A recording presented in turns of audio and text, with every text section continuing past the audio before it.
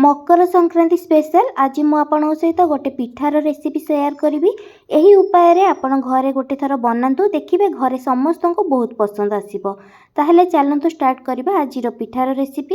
प्रथमे मु गोटे कड़ई नहीं से मापिकी 6 कप क्षीर नहीं से क्षीर को मु कड़ई रे देइची। क्षीर टिके गरम हो जिबा परे मु दुईटी गुजुराती को छेची नहीं से गुजुराती गुंड को मु गोटे चामच एथिरे देइची एवं गोटे चामच रे अधा चामच मु लूण देइची। किछि भी मीठा जिनस बनाउथिले मीठार बालांस ठीक रखिबा पई जदि अल्प टिके लूण देइ देउछंती ताहले तार स्वाद भल आसीबो। क्षीर टिके गरम हो जिबा परे एबे क्षीर रे मु सुजी देइची। सुजी मु मापिकिरी एठारे 2.5 गिना सुजी मु देइची।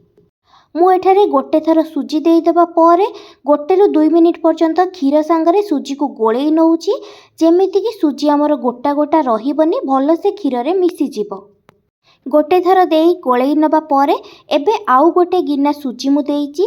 आउ गोटे गिना सुजी देइकिरी मध्य आउ 1 ରୁ 2 मिनिट पर्यंत मु एठारे क्षीर सहित सुजी को गोळेई नेबी।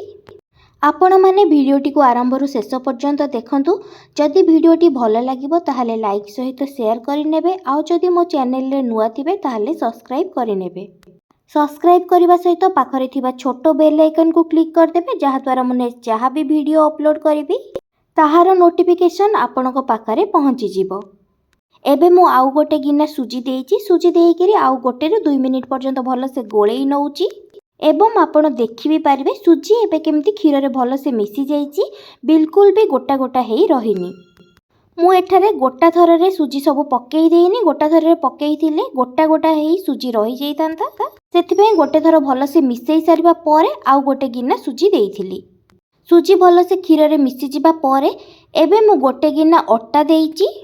अटा देइ सारिबा परे सुजी एवं क्षीर सहित अटा को भल से गोळेई नउची।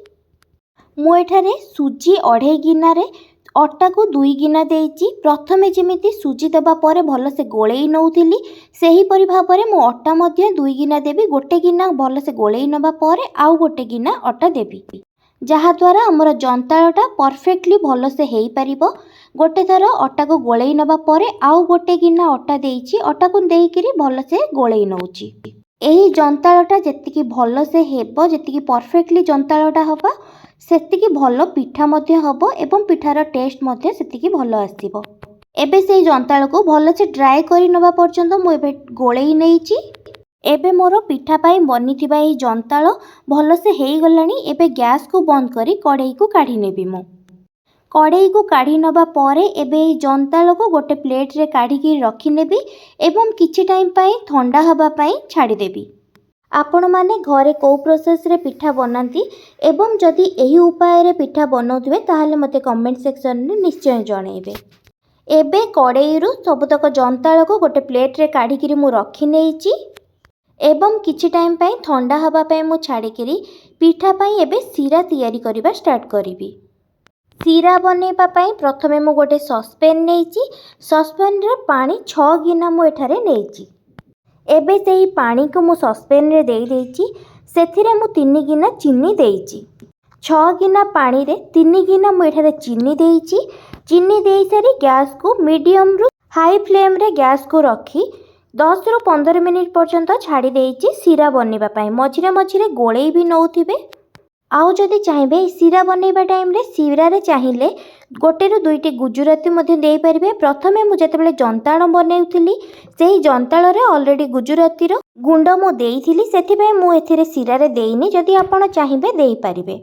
एबे देखंतु सीरा बनेबा टाइम रे जेतिकी पानी देइथिली तार अधा हेई गलानी। सीरा को मु एठारे बेसी बहलिया करूनी।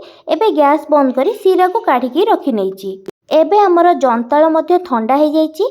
हातरे टिके तेल लगेइकिरी मु जंताळ को भल से चकाटी नेइकिरी एबे सेथिरे पिठा बनेबा स्टार्ट करिवि।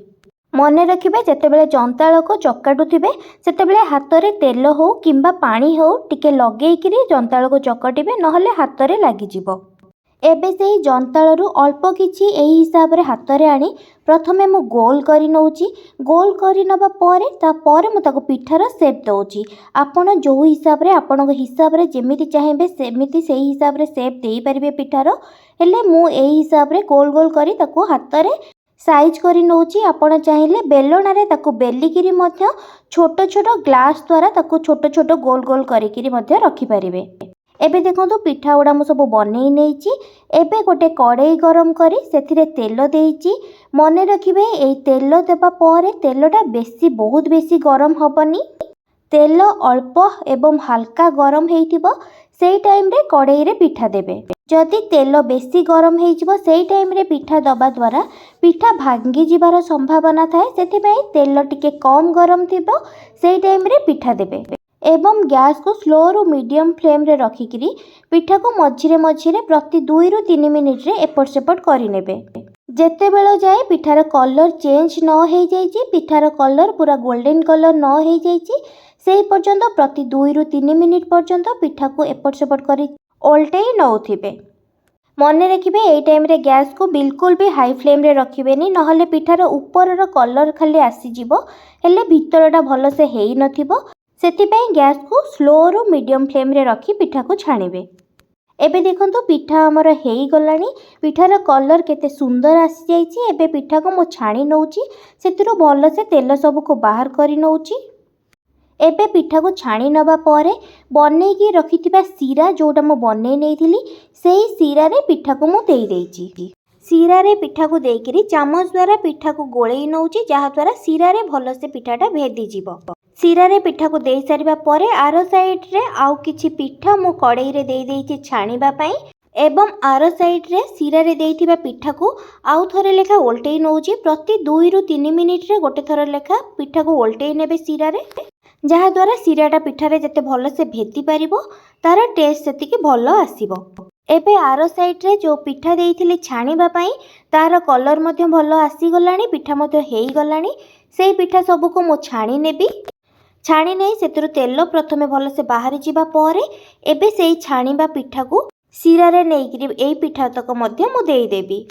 पिठा तक सीरा रे देइकिरी 15 रु 20 मिनिट पर्यंत भेदिबा पई मु एठारे सीरा रे छाड़ी देबी, जहा द्वारा सीरा भल से पिठारे भेदिबा सहित पिठार भीतर को मध्य सीराटा जाई परिबो।